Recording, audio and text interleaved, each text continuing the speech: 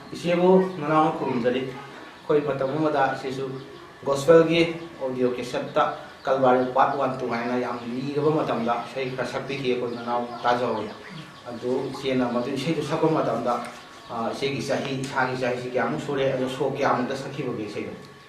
khoi kalwari part 1 se 1986 ta sai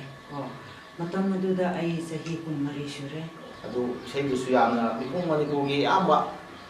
mipung khudum na taram mani haina su khali adu siena adu sakhi bogi matam gi punsi dun hosika ningsing mo matam da nungsiba punsi do ma awang mani hain su khali adu hosina sigi sahi sigi kyam su bi ai hoje sahi 54 adu hoji si kari ma adu isai do katang se sakpi yo hai ga de sakpa ngam gi gadra namra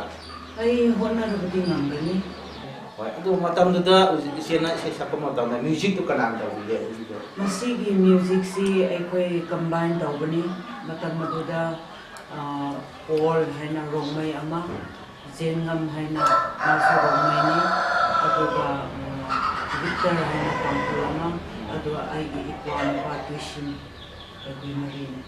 adu yang nungai se da adu khoina aina haijaning musi se na sakiba matam dugi koi prabhu gi nungsi bage khudol hai bado mate tang ngam biba yar ga tang ngam biba Prabhu gi nungsi